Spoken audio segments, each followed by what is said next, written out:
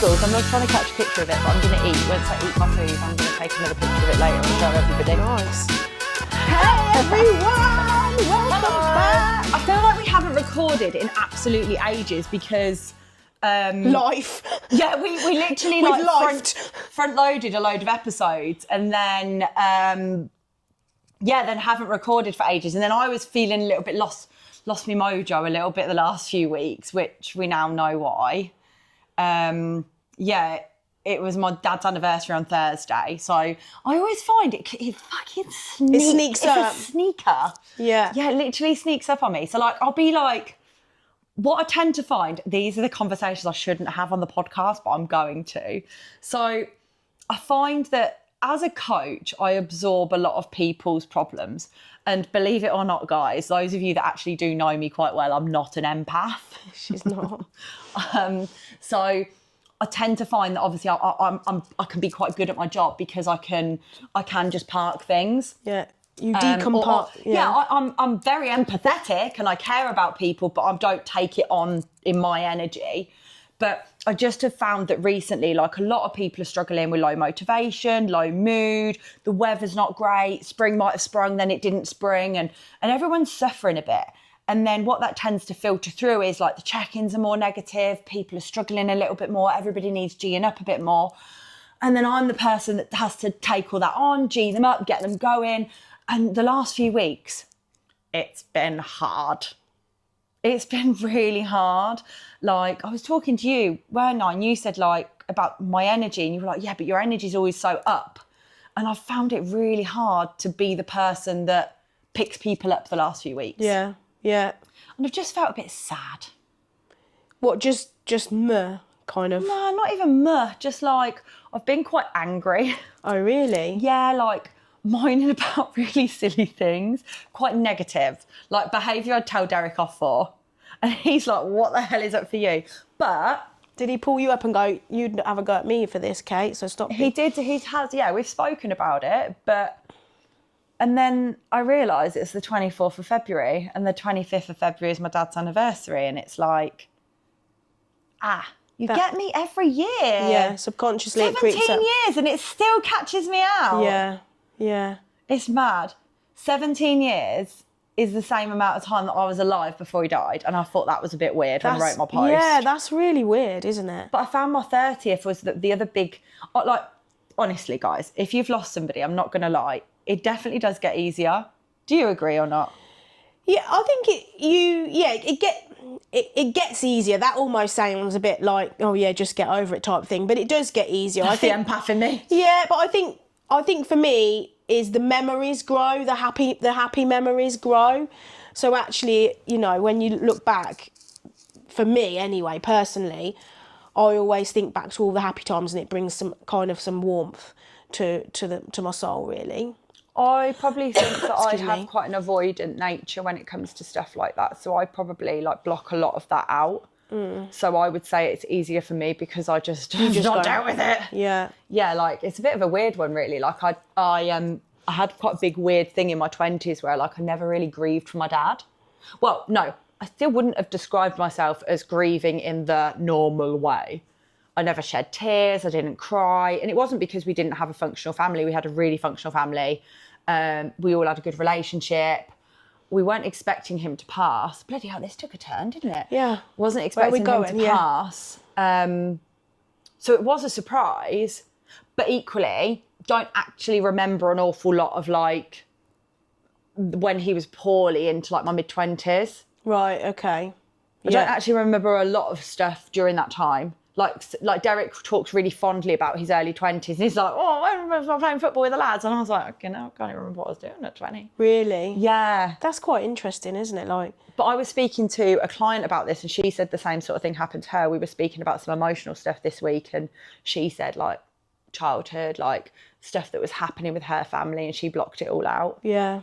I think that does happen. So yeah, that's how I've been recently. How are you? Similar to you. Oh my God. Yeah. Have you had a bereavement? No, I haven't had a bereavement, thank goodness. No bereavements, please. Please keep everybody healthy. No, I've had the flu, and I know it's that time of year where everybody gets the flu, but this one knocked you me out. absolutely out. Like, no energy. Like, I was tripping at my own feet in the house the other day because I was like dragging myself along. Just can't pick up my phone to look at it. Just needed total nothingness. like, I think I said to you, please don't be offended by me not contacting you. I just have got, my cup was literally empty. It was good because I was like, I can't cope with talking to you. I was like, I've got nothing to give anybody. I've not even got enough to give myself right now. I literally love that about our friendship though, because like, I think I had quite a lot going on last weekend. I had some stuff going on personally, and like, I spoke to you and I needed to speak to you, and you messaged me and you were like, is everything okay? And I was like, I haven't got capacity to talk about it in the minute. I'll speak to you tomorrow. And like, I love that we can just be like that without each other, without the expectation or the other person be like, oh, like when you message me back. No, I'm so chill like that. Like, I think that's something that is quite unique about friendships. Like, and I think that's quite special about friendships. And I think that's what I quite like about me as a person, actually, is that I am quite chill. And I'm quite a flowy person with other people's energy. I do have my own energy and bring different energy to it, but like, I'm not a needy friend. No. If you need me in 2 seconds, if I can give you the 2 seconds, I'll give it to you. Yeah. But equally, I'll give you the space as well. But it's also like give and take, isn't it? Because like when you've got a good connection with somebody, a good relationship with somebody, it is that, but there's also, you also know that you are investing energy in the right place because you are also receiving that energy. And it's exactly that. It's like, that's reciprocation, isn't it? Like, 100%. If I'm having a shitty day or a shitty week, I would hope that my friend, and you do, would appreciate that I'm not going to talk to Lucy for 3 days because she just needs to stay in bed and rest for a bit. Yeah, totally. And then also, like, you haven't spoken to somebody for like 5 days. It's like, hello. Yeah. Are you okay? Yeah. I've had people message me and go, what was it when somebody messaged me? I haven't heard from you for ages. And you know, those messages really piss me off. Please, anybody, don't fucking message me that shit, because just message me, are you okay? I've not heard from you. You know, when you're like, yeah, we had that conversation. Have a bit of emotional intelligence. I haven't heard from you. Yeah, sorry, I haven't heard from you for 4 months either. Yeah, do you know what I mean? Like, get a fucking grip. You know, like, if it's like, you alright? And I'm like, are you alive? It's probably only been 2 days. Yeah, it's like, and you know, there's a little bit of a tongue-in-cheek moment with it. But you know, when someone messages you going, I haven't heard from you ages. Well, it's because I've fucking been in bed the whole week with the flu. Did you check in? Oh, she's a bit quiet. Are you all, you know what I mean? Get a fucking grip. Literally. Don't fucking message me. Yeah, so like, but the whole messaging thing is hard. Like, work's super busy at the minute, and I've got quite a lot of new one-to-one clients, and I tend to find that when you're taking on quite a lot of new one-to-one clients, they need a lot more from you at the beginning, which is exactly what they should do. Yeah, that's what one-to-one clients. If you do not message me, I have anxiety that you don't message me. So like, I expect more messages, which is really good. We've got really engaged clients, but then it just leaves little space at the end of the day because you're like, yeah, now breathe. And I've been. Me and Derek had a bit of a heart-to-heart. Was it last Friday, wasn't it? We had a really, really good heart-to-heart last Friday. He's got some stuff going on personally at the minute, and it's meant that he's been taking a little bit more frustration out on me, but he vice versa said to me, he was like, you're spending too much time on your phone, you're not as present in the relationship. So it was really nice because we were able to kind of reconnect, which has also meant that in the evenings, I'm kind of like trying to put my phone down and actually be present with him. I think that's so important. Yeah, and I like that. We had a really constructive conversation. We're really able to talk about our differences and not erupt. And we'd had a few like bickers throughout the week, but it was really, really nice. But yeah, the only other thing that I've got going on at the minute is my fucking stubborn body weight. Literally, just before the podcast, she was quizzing me about my weight. I was showing Lucy my ab veins. Like, honestly, so at the minute, I always keep everybody up to date on my journey. But I've got through to the Euros. I think I said that at the end of the last pod. You did. So I'm 10 weeks out now, and I'm bang on the nose at 69 kilos. I've booked my flight to go out to Czech Republic at 7 o'clock on Monday morning. So my goal for this last 4 weeks was to drop a kilo so that I could sit at 68 kilos throughout the next 10 weeks and just be at 68. So when I fly out to the Czech Republic on Monday morning and compete on Tuesday, I'm not panicking about being on the nose for weight. And she doesn't mean this Monday, it's 4 This Monday, weeks' this time. is 10 weeks' time. Oh, 10 fucking weeks. hell. But I'm also going to Dubai, and also I want to be in maintenance to eat into my competition again, like I like to do. Gain weight for the comp, drop the weight back down. And 4 weeks this weekend, I've been in fat loss. And I ain't lost nil a pois. fucking pound. Nothing. Absolutely fuck all. Actually, last week I dropped £2, thought I was fucking there. I was like, woo, celebrate on my story. Yeah. And then the next day it went, and I was like, So, But the let's talk about that, though, a little is bit. real. The frustration is so real. So, me and Nathan have been talking about it because obviously he's had the classic client conversation with me. Have you been weighing all your food? Have you been tracking everything? I'm like, you're fucking tracking everything, you bastard. Sorry, but he's like, are you weighing your Go for it, Nathan, food? please, tell her, because this is what she tells us all the And time. I'm like, and I said to, and I had to send him a voice note because him asking if I'm being accountable was pissing me off. And he was like, don't mean to piss you off, but, and I'm like, mate, if I eat half a brownie, I'm going to put it on my meal plan program that I've eaten half a brownie. Like, I am so honest. And he was saying some things, it was quite funny, but meticulous, absolute meticulous. Like, food has been on point. The only thing that has been off plan, if you like, is we've been out for dinner and we've been for a Turkish, so I can't control that. And he said to me last week, he was like, don't go out for dinner this week, let's see how it goes. So we didn't go out for fucking dinner. Have I fucking lost a fucking penny? No, not a penny, not a pound, not a fucking nothing. This morning, went back up. And I'm like, I've got fucking veins. Like, I'm fucking like a fucking spaghetti junction on my stomach. She has got veins. I can confirm she's got veins because she allowed me to touch her belly. I was like, don't touch me right now, but you can touch me later. Yeah, you know, like, so like, I'm like, I look leaner, I feel leaner. John turned around, John fucking cracked me up earlier. I like John. John's brilliant. John turned around to me I don't earlier, know John, but in I the do middle like of him. wrapping my knees, yeah, and he went, have you had Botox again, Kate? And I was like, yeah, and he said, and I was like, yes, I have, John. He's like, your face isn't moving. Oh, brilliant. I was like, John, what you meant to say to me is, It looks have you had your nice. Botox done? Because you're looking very youthful. And he was like, oh. And he also said I look like I've put more muscle on. So I think today was a good day. Oh, nice. So Love it's that. like, So it's veins, a double-edged Botox. vein, Botox, and the scale weight not changing. And that's really interesting, isn't it? So yeah, I've got that to contend with. So I'm hoping tomorrow morning I'm going to get on the scales and she can miraculously lose 1.5 kilos.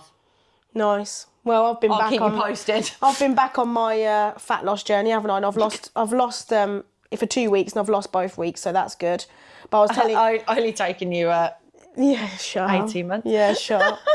But actually, I'm going to give myself a high five because I'm in the zone. And actually, you know, like when it feels good. What was It the turning feels point, right. do you think? I don't know what the turning point is, but I'll tell you something that just kind of ring true in my, like, is like something in my head. Is remember when we went out for dinner? I don't know whether it was Was it New New Year's Year, Eve? and Dale was like, Lucy, just think, meat and veg, 8 weeks. Then you'll be out of it in spring. I think that's like in my head. It's like a little devil going me. Can we just extend that to 12? Yeah. The Sorry. thing is, though, it's just rinse and repeat. Like, I eat the same food every bloody day. It's so boring. It's probably the biggest secret to fat loss is literally eat the same meals every day in, day out, on rotation, make your life easy. So that's exactly what I've done. Woo! So but Validate what me. I've done, I need some validation. But I actually made a curry. Curry? What curry did you make? So I did use a patax paste. I've vlogged it all. That's It's fine. Life for living. Put it in the slow cooker. I put 1 kilo of fucking chicken in that slow Chicken. cooker. And then I've shredded it. And I've got 8 portions. Love that. I'm That's actually fucking gonna- dinners for the next 2 weeks. I'm going to freeze 4 and Yeah. keep 4. And then What veg to put in? mushrooms, spinach, peppers, onions. I'll put some celery in because I had some Next celery. time, butternut squash Okay. in a curry, banging in the Yeah. slow cooker. It goes really, really nice. Yeah. And And then like nice carb. I bought this week. I've got some low fat burgers that I'm going to do with I've got some salad stuff that I'm going to do. So last week it was fajitas and mince. That was my lunch and dinner, if you know what I mean. Just making it easy. I have turkey rashers and thin bread Bagels. and then I have my yogurt, and then I have that. So that's good. Nice. But yeah, though next week it will be curry and burgers. But Nice. my little grandson is in hospital at the minute, and oh no, poor little Baba. Probably going to pop in and see him later on this evening with my son. But I'd actually finished slow cooking my chicken. And when I got a call... Don't tell Cyprus, he'll be straight in there. Cyprus doesn't like curry, actually. But I knew because Brittany was in hospital, I said to Cyprus, are you taking a bag in for her? And he's like, yeah, I'm just coming home from work. I'm going to go home and pack her a bag. Does she stay in hospital then? So she's staying all the time. So I did her a little food package. Cute. So I did a curry. I put in one of my yogurts, an apple, and I had... like a hot chocolate sachet thing. Cute. I was like, that can go in there because I don't need to have that in the cupboard. That can go in. And Nice. It's nice. Nice. Anyway, what are we talking about today? We wanted to talk about today. Well, I wanted to tell you that I got trolled again, which was hilarious. I got trolled so hard this week. You did get trolled. No, I've been trolled. Like, I've got a Facebook ad running at the moment, and it is talking to, like, we were talking about this just before the episode started. So, like, I really like and enjoy working with people who are already in the gym. They're not quite getting to where they want to be. They want to look like they're trained. They want to be strong. They want to find themselves again. That is where I am. And that is who I've been working with probably for the last 9 months or so. Anyway, so I did a Facebook ad and I've called out those types of clients. I'm like, hey, you train at the minute. You're not looking like you train. The main thing that you're probably missing is like structure. You're doing random sessions, random workouts. You're doing classes. You're just not getting the results, or you're letting it fall too quickly. Anyway, I have been absolutely fucking annihilated. Apparently, I don't look like I train. Apparently, what? I know. But they've gone mental on it. There's two women arguing. And this woman, she's like, how dare you badmouth her? Like, and it's really bad. But there's this one lady standing up for you. Good old Rachel. Hello, Rachel. But yeah, it's really bad. And then they're loving slagging off my appearance. Axel, you're not going out. It's pissing it down. Come and lay down. Lay down. Come on, mate. Lay down. Yes. But it's dinner time. Good boy. And they're just going hard on it. Absolutely hard. And it's just farted. Maybe he does need to go out. And he's like, if you won't let me out, he was going to be polite and go out and fart. He definitely wasn't. So Rachel, so mean. And it's like, it was really interesting because like I posted it on my story and I got so many messages about it. And like, my honest opinion is if somebody is mean to another human being, that's probably a them problem, not a me problem. Like, I've kind of got quite a thick skin now, which is like I'm quite comfortable with who I am, quite comfortable with how I come across. I'm happy in my own body, which also then links into what we're going to talk about, which is like controversial posts. Mm-hmm. And Lucy and I have been like teetering on the edge of being a little bit more controversial. And we spoke about this a little bit in one of the previous episodes, but I probably behind closed doors am very opinionated. Yeah. But the reason I like to be opinionated is because you can have that backwards, forwards with people when you're behind closed doors. So it's funny you say it because as you were talking, I was processing in my head going, Lucy, would you consider yourself controversial? And outwardly, I would say I'm probably not that controversial. And probably people might look at me as like I'm a little bit maybe wishy-washy, do you know what I mean? Or but that I'm really not that person because I like to have more meaningful conversations and for it to be more of a debate and a brainstorming exercise because I genuinely believe like you can have an opinion but actually think about it from others' perspectives as well. Then would you class me as controversial? Would you class me as more opinionated? Because I would say maybe I'm more opinionated than controversial. Because I don't like to be too controversial because of the reasons I've said.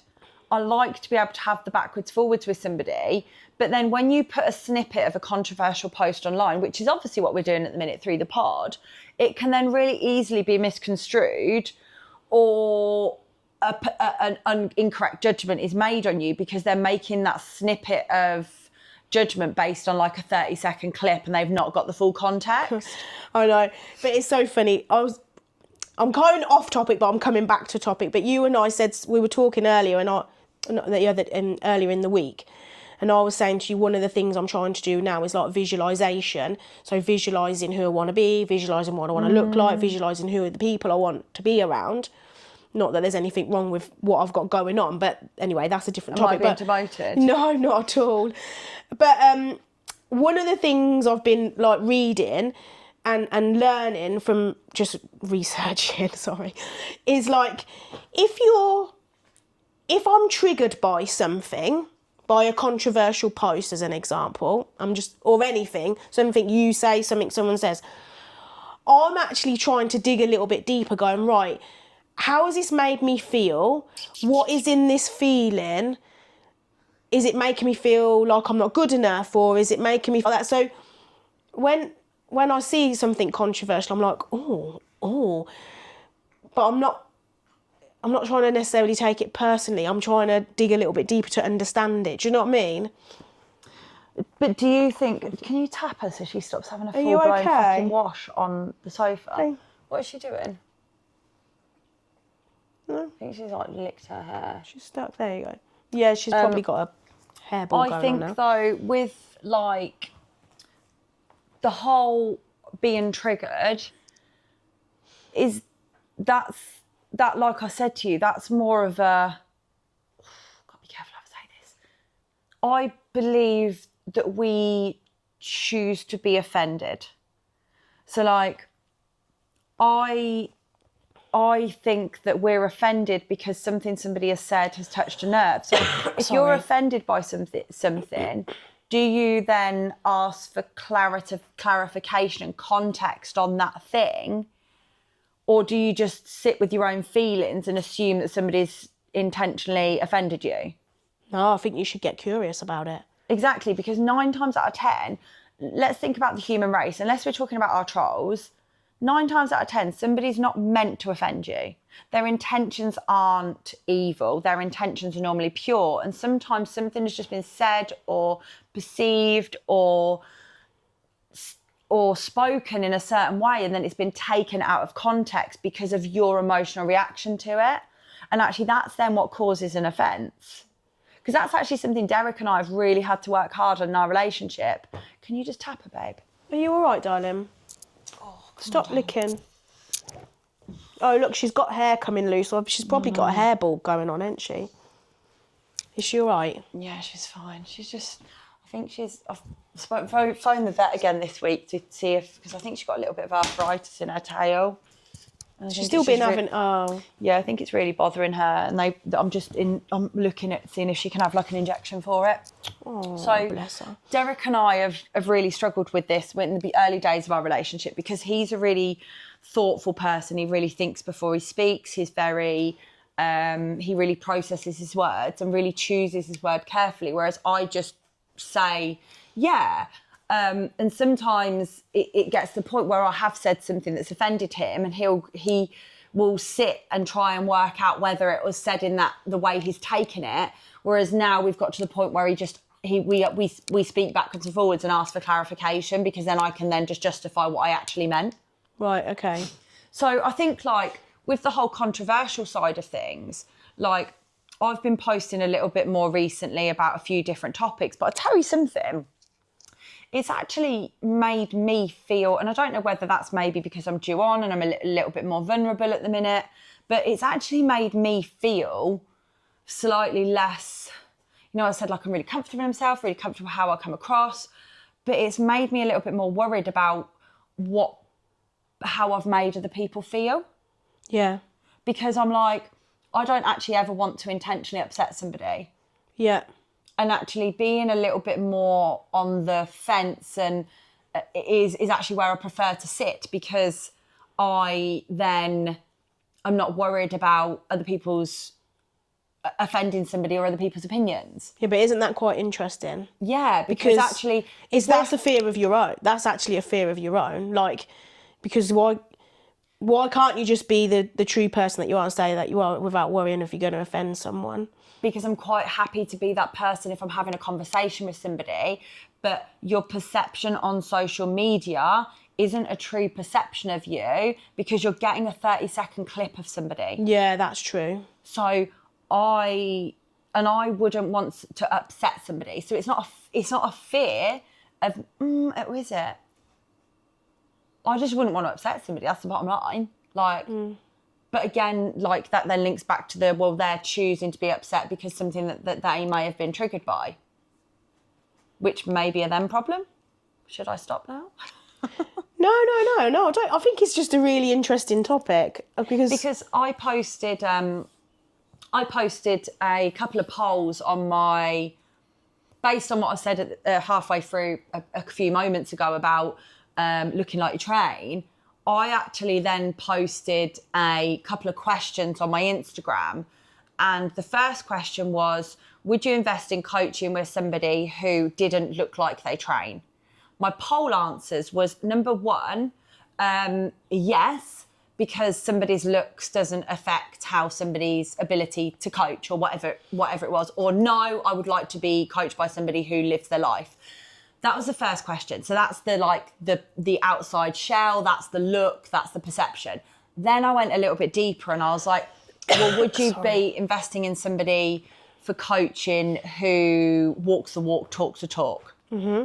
And then my answers were like, no, because I want to see somebody yes, because I like to see somebody living the life, or no, because it doesn't affect their ability to be a good coach. Mm-hmm. I never actually gave my opinion on this. Okay. Just because I was really curious to see what other people's views were. So out of about 50 votes on each post, 4 people voted for no, voted for yes. Sorry. Out of 50 votes, 4 people voted for yes, they would be coached by somebody who was deemed out of shape. Mm-hmm. And the same was for the opposite, which was, yes, they would be coached by somebody who doesn't walk the walk, talk the talk. Mm-hmm. Go, what's your opinion? In terms, my opinion on you, are you asking me to vote? Like, if you see, and then I want your context. Yeah, and this is the problem with a black and white answer, because would I be coached by somebody who doesn't walk the walk? Or talk talk. Or talk the talk?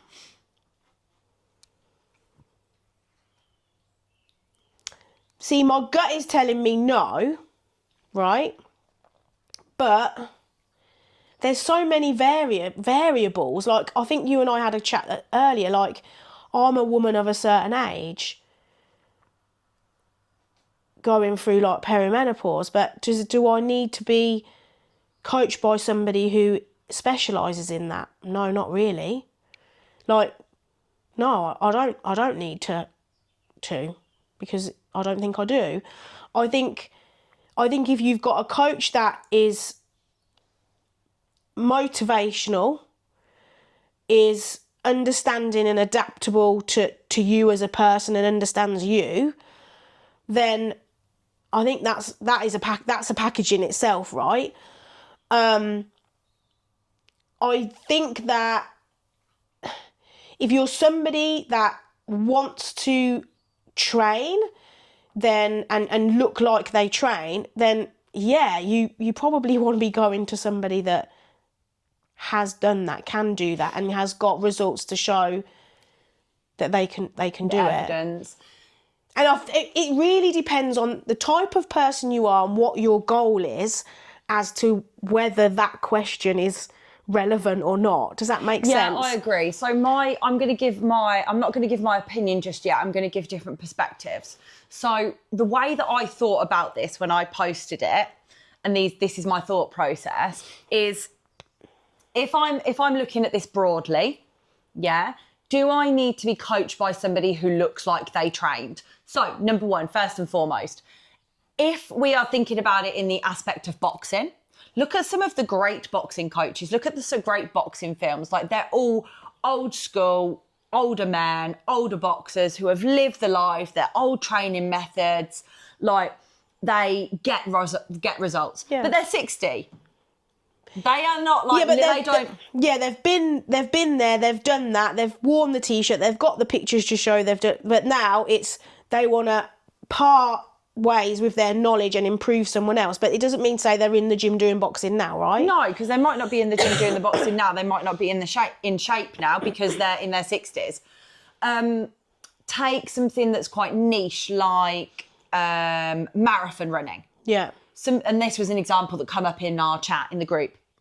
Somebody could be the most proficient at programming and articulating and knowing how somebody runs and their gait and all that sort of jazz. I'm not really a skilled runner. And they might actually be the best person to get somebody marathon fit, but they only run 10Ks. Sorry. And this is how I kind of started to think about it. You might have the most experienced powerlifter, like old barbell, West Side training methods that now doesn't powerlift anymore because they've got loads of injuries, blah, blah, blah. They've gone beyond their day. They might be the best person to coach that person for performance. Yeah. However, if we are thinking about, now I'm going to give my opinion. So if we are thinking about lifestyle coaching, so I have 2 coaches. I have Nathan, because I really admire Nathan. I admire the way that he lives his life. I admire the fact that he has a lifestyle approach. I admire the fact that he has really good fucking results. I admire the fact that he is really fucking educated and he can teach me things. So the reason that I choose to have my accountability, my body composition, and my nutrition and health coaching through him is because, number 1, he's in fucking sick shape. Number 2, he can do it. Number 3, he's educated, he can teach me things. Number 4, he lives a life aligned to his goals, and they are all things that I aspire and want to live my life like. But he doesn't teach you to powerlift. No, but I have a powerlifting coach for that. Yeah, and that's where I was going to go with the reason I was going to ask you that question is because, and I don't, you can't, one coach can't give you absolutely everything. Unless they've got multiple people underneath them that have got multiple streams of expertise and can offer you that level of expertise at a certain time within your coaching program. Yeah, I've actually turned around to people in my DMs and said, no, sorry, that's not what I do. Yeah. Because if somebody wants training for high rocks, I'm not your person. Like, if you want to do a little bit of high rocks training alongside strength training, fine, but I'm still not going to be the most educated person to give you a high rocks plan. I don't know enough about it. But I actually had a lady message me the other day and she turned around and said, would you consider doing a monthly call for me to hold me accountable? And she explained what she wanted to do. And I sent her a message back and I was really honoured. And I said, look, I'm really, really honoured that you've messaged me and you've asked me to contact you. But I said, respectfully, I respect my service a lot more than what you want. I said, my methods work. That's why I get results. I'm not changing my coaching program for you. This is what I offer. Yeah. You either take it or leave it. Yeah. But from does somebody need to look like they train? Let's be honest. I'm not aspiring to look like John. John is not out of shape in any stretch of the imagination, but he's not somebody I aspire to have that physique. However, his knowledge around powerlifting, his methods, the thing that draws me to John hello, is his professionalism. Yeah. Because I am really like light-hearted fun, but when it comes to work, you will never wait for a reply for me. I will never miss a message. I will always be on the ball. I will always make sure your training program is updated at the right time. I will always do your check-ins on time. I will never miss a deadline. Yeah. John is like that. He is so proficient and efficient in how he communicates with me. I am so drawn to that as a coach. Yeah. His communication His style really suits me. Yeah, and how he values you as his client. And that's nothing to do with how he looks or his education. Yeah. And I think that's really interesting because actually, if you have a coach and the vibe between you two is actually something that inspires you to be better, then yes, do they need to aesthetically look like what you aesthetically are looking for? No, they don't. No. And actually, I value my relationship with him has flourished over the last 3 years. Like today, we'd squatted 190. I have never done a jump from 190 more than 10 kilos. And today he was loading 200 for me. And I just looked at him and I was like, I don't think I want to do 200. I think we should do 205. And he was like, I knew you were going to say that. And I was like, why did you know I was going to, I'm always like, why did you know? I was like, why did I know you were going to say that? And he's like, because I know you want to push more weight this prep. Interesting. And so that's... like, I need, like, if he's in my head, he also knows when I'm thinking, but he also knows when I'm more cautious. So there'll be times when we're talking about whether we go up in weight or not, and he'll go, how did it feel? And I'm like, I think we should stick. And he was like, I agree. Yeah. So it's like, coach, it's so much deeper than that. Yeah. But a client raised a really good point. It's not a checklist, is it? Like, it's actually a personal, it's, you know, it's a relationship, a personable relationship where you've got to vibe with that person to get something out of it. And a client actually messaged me a really, really interesting perspective as well. So she said, imagine you or Derek, who are normally, Derek fucking 100% of the time in shape, Kate 90% of the time in shape. I have been known to go on holidays and put on a few. She's fucking lying. You didn't see me in Mexico, you weren't my friend. No, that's true. I did put 10 kilos on that trip. And I have been known to not fully always be in shape as I'd like to deem it. And she said, well, what happened if something happened in your life and you did put on weight and you did become out of shape? Do you think your clients would look at you any differently? Or how would that make you feel if your clients did kind of like, I can't remember exactly what she said, clients did lose like respect for you or something? What's your thoughts on that? More. So let me make sure I've understood. So basically what the person's saying is, if something happened in your life where you gained weight, as an example. Yeah, let's use like women get pregnant, don't they, and they gain weight, or you have an event, or you go on holiday and you go a little bit too crazy. And you're saying that your clients then lost respect for you. How would you feel? Well, or are you asking me as a client, if I look at you and go, oh, Kate, you've put on a bit of weight, what did that make? No, I'm asking what your opinion is on the... Hello? He just farted in my face. Axel, your head's in the camera. Come over here. Come on, he wants his dinner.